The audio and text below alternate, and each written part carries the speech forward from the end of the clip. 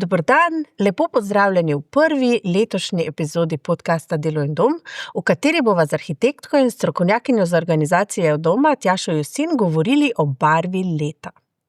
Barvni inštitut Pantone je za barvo leta 2026 namreč izbral nepričakovano nevtralen odtenek z belega spektra barvne lestvice, imenovan Cloud Dancer.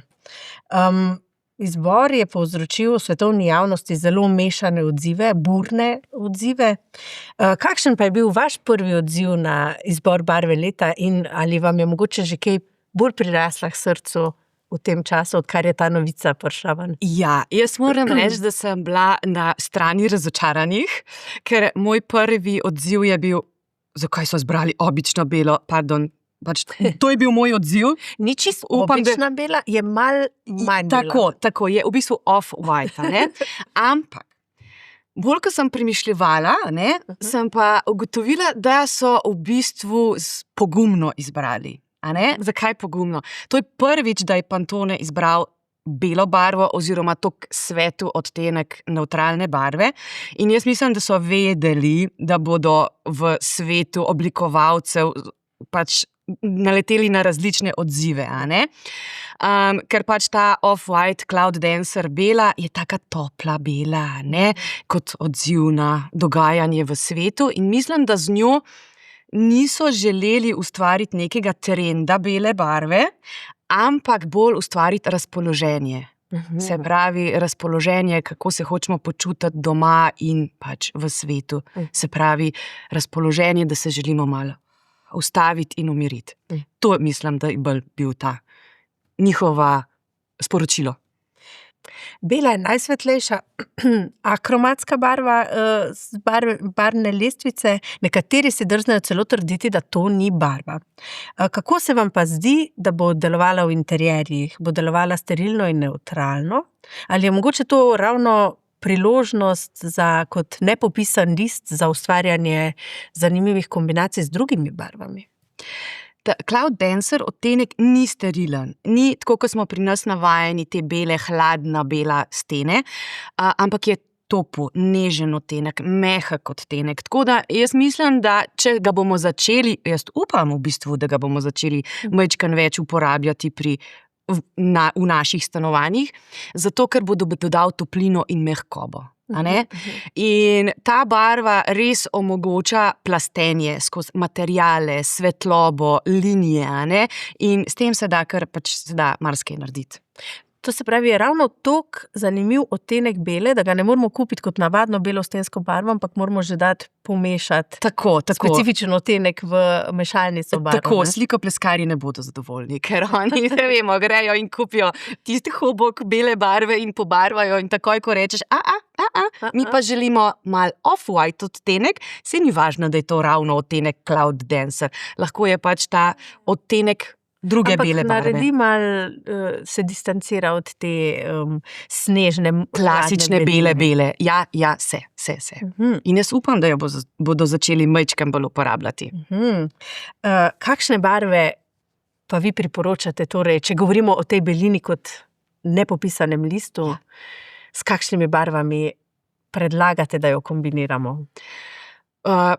Plus bele je, da paše povsod. Se pravi, jo lahko kombiniramo, zdaj ni važno, aj hladen odtenek, aj topel odtenek, lahko jo kombiniramo, če pa govorimo o Cloud Dancerju, ki je topla barva, je pa fino, da se kombinira s toplimi odtenki, se pravi peščeni odtenki, svetli odtenki, lahko se kombinira tudi s temnimi odtenki, z olivno-zeleno, temno-modro, vijolično, temno-vijolično, zdaj govorimo o teh bogatih, lepih odtenkih.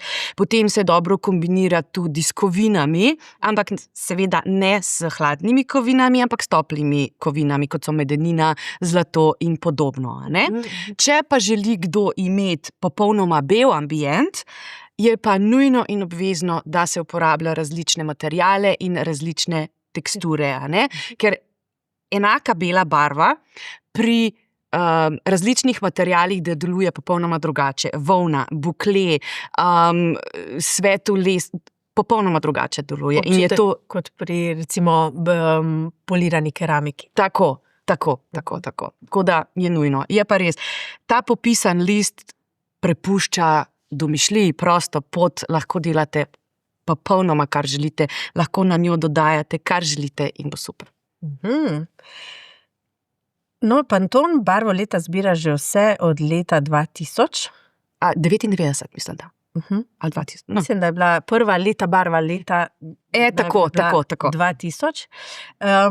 In predlagan odtenek je vsako leto nekako odgovor na neko stanje v svetu. Tako. Vi te izbore spremljate že tudi kar nekaj časa? Imate pol tudi vsako leto malo probate predvideti, kaj bojo izbrali? Ste že mogoče kdaj uganili, kaj Niti slučajno. So pa moji sledilci. So pa moji sledilci, tako da tudi letos sem jih vprašala in so mi dali svoje odgovore, ampak bele ni pa absolutno nihče pričakoval. Se mislim, da tudi v svetu so pričakovali nek svetu nežen odtenek na odgovor na vse, kar se dogaja, ampak bele pa nikakor ne. Kakšne barve so pa mogoče bile v preteklih letih, če se mogoče spomnite, kakšne, ko vam je posebej ostala v spominu? Moka mus lansko leto je bila kot odraz, da potrebujemo toplino pa udobje. Kaj je bilo potem še? Neka svetlo modra je bila, ki je bila kot zaupanje. Skratka, vsako leto. Spomnim se ene zelene, ki je bila kot narava. To je bila že dolgo nazaj. A je bila? No, sej. Vsako leto nova. Vsako leto nova, tako.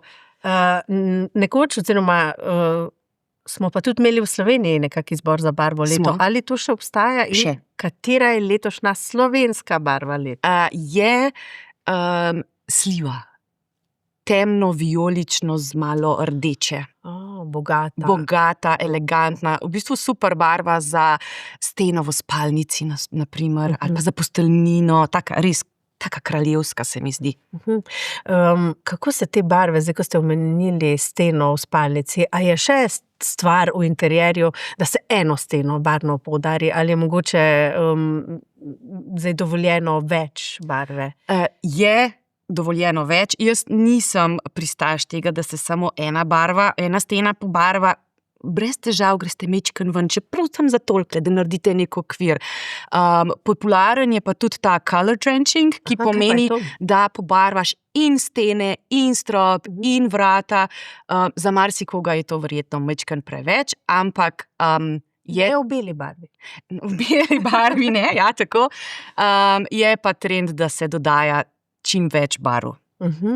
Super.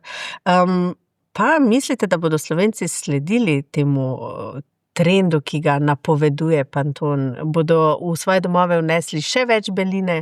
Ali je to nekaj, kar se pač pojavlja v strokovnih krogih, zato da imamo o čem govoriti? Jaz upam, da ne, ker Slovenci imamo doma dovolj beline. Sploh trendi v zadnjih letih, kar smo delali interjerjev, je ogromno je bele. V kombinaciji s svetlim, toplim lesom, ampak še zmeraj ogromno je bele. Z belo ni nič narobe, seveda. Ampak jaz upam, da bodo pogumni. Tako kot je bil Pantone pogumen z izborom bele barve, naj bojo Slovenci pogumni z izborom barve. Za kombiniranje. Za kombiniranje, tako. Naj se vprašajo, katere barve se ne naveličajo, kateri barvi se dobro počutijo. Naprimer, modra pa zelena sta tak varna izbira, ne? Ker jaz velikrat rečem, poglejte skozi okno, kaj vidite? Ja, drevesa in nebo. A se kdaj naveličate? Ne. Torej, se tudi doma verjetno bodo teže naveličali. Ne? Lahko pa začnejo z izbiro takih stvari, ki si lahko dajo pol stran, naprimer z odejami, z blazinami, s tepihom, z dodatki, ki jih lahko, če jim ni všeč, pač zamenjajo. Tako. Ja, kaj pa tople barve? Katere tople barve vi radi uporabljate v svojih projektih? V bistvu zeleno. Zelena je sicer na strani hladnega spektra, ne? Ampak meni je odtenek kakšne olivno-zelene, evkaliptusa zelo fajn. Rada pa uporabljam tudi naprimer terakoto in pa pač te zenfi barve. Zenfi barve. Zelena, terakota, zenf in modra. Ja, se je res... Ja, bolj tak mid-century modern. V tem se jaz počutam tako. Čudovito. Najlepša hvala, Tjaša, za tale prijeten pogovor o barvah. Vam pa hvala za pozornost in se slišimo ponovno čez 14 dni.